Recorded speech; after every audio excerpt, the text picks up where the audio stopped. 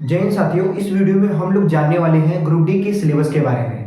जी हाँ दोस्तों, group D के सिलेबस में टोटल कितने सब्जेक्ट होते हैं और उसके टोटल कितने चैप्टर्स होते हैं उनके बारे में भी हम लोग बात करेंगे। और साथ ही साथ जानेंगे कि टोटल क्वेश्चंस हमारे कितने होते हैं और कितने मार्क्स के होते हैं। जो हमारे एग्जाम कंडक्ट करवाता है वो कौन एग्जाम कंडक्ट करवाता है, एग्जाम को देने के लिए हमारे पास टोटल कितने टाइम होते हैं, इन सभी चीज़ों के बारे में बात करूंगा मैं इस वीडियो में। तो वीडियो को लास्ट तक देखिएगा। चलिए ज़्यादा देर नहीं करते हुए इस वीडियो को शुरू करते हैं। मेरे प्यारे दोस्तों, मैं बात करूंगा आरआरबी ग्रुप डी सिलेबस के बारे में। इसका टोटल ओवरव्यू जो है इसके बारे में हम आपको बताने वाले हैं।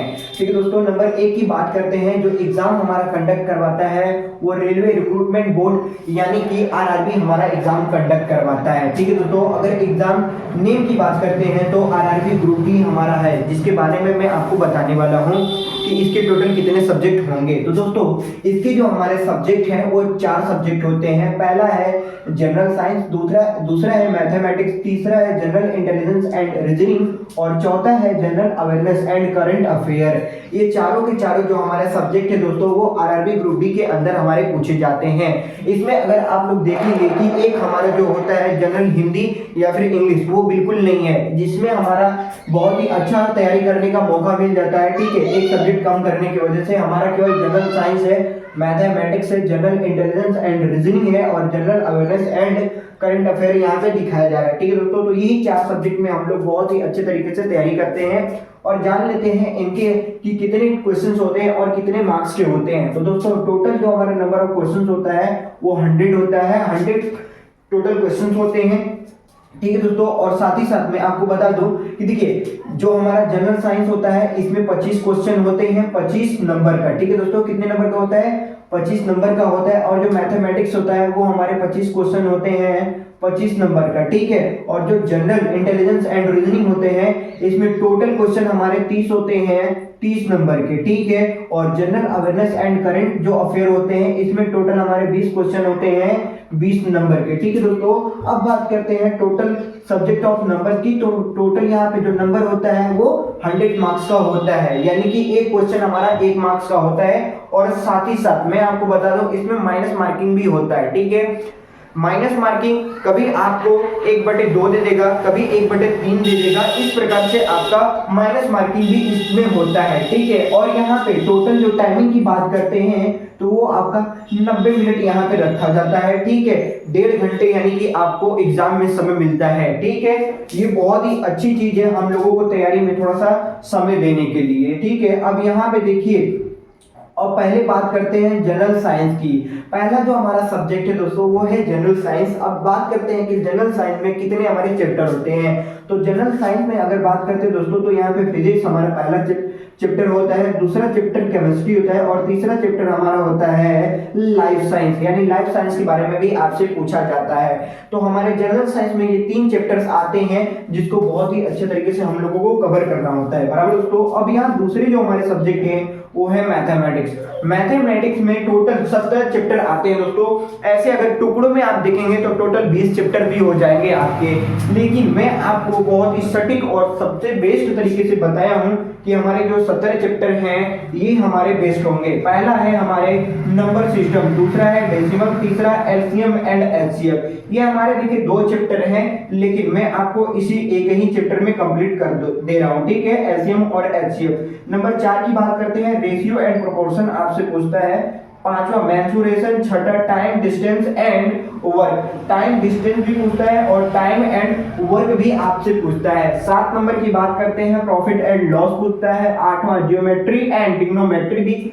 आपसे पूछता है। और 9 की बात करते हैं, स्क्वायर एंड स्क्वायर रूट भी आपसे पूछता है। 10वां कैलेंडर एंड क्लॉक पूछता है। 11वां बोर्ड मास और 12वां फ्रैक्शन, 13वां परसेंटेज और 14 जो हमारा है अलजेब्रा यहाँ पे पूछता है।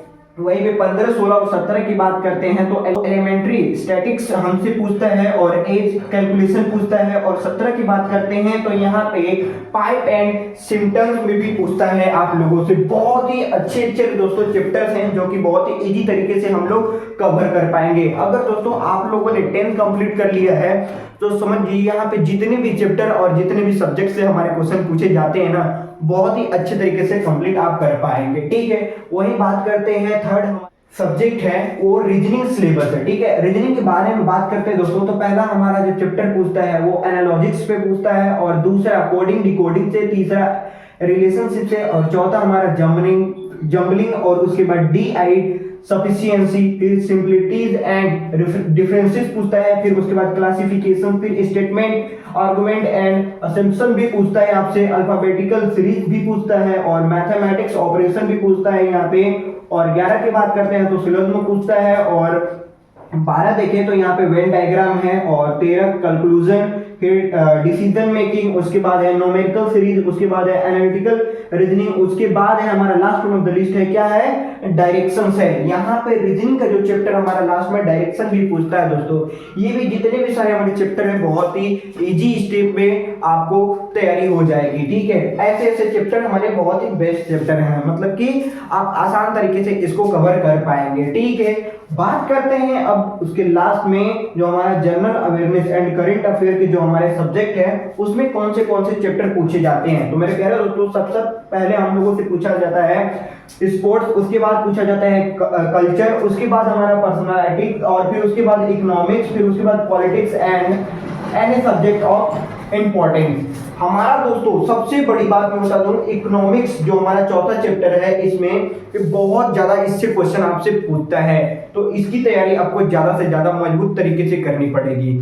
तो मैंने सब्जेक्ट भी बताया, सब्जेक्ट के चैप्टर भी बताया, और साथ ही साथ आपको कौन सा सबसे बेस्ट चैप्टर होता है उसके बारे में भी मैंने आपको बताया, और सबसे ज्यादा किसकी तैयारी करनी चाहिए उसको भी मैंने आपको बताया यहाँ पे। तो ये सारी जो चीजें हैं आप लोगों को अच्छे तरीके से समझ में आई होंगी कि जो हमारा रेलवे ग्रुप डी होता है उसमें 4 सब्जेक्ट होते हैं, और बाकी के जो हमारे हैं वो चैप्टर्स होते हैं। ठीक है, तो बात कर लेते हैं कि टोटल कितने हमारे चैप्टर्स हो जाते हैं। तो यहाँ पे अगर जनरल साइंस में देखें तो 3 चैप्टर है, मैथमेटिक्स में देखें तो यहाँ पे 17 चैप्टर है, और रीजनिंग की बात करते हैं तो यहाँ पे हमारा 17 चैप्टर है इसमें भी, और general awareness and current affairs में बात करें तो यहाँ पे टोटल 5 चैप्टर हैं। और ये जो हमारे general awareness and current affairs है, ये जो हमारे 5 चैप्टर है ना दोस्तों, ये आपको बहुत ही ज्यादा तैयारी करनी पड़ेगी। मतलब कि समझिए कि करंट अफेयर आपको ज्यादा से ज्यादा तैयारी, हर रोज की करंट अफेयर क्लास अटेंड करनी पड़ेगी, चाहे आप किसी भी वर्ष में तैयारी कर रहे हो।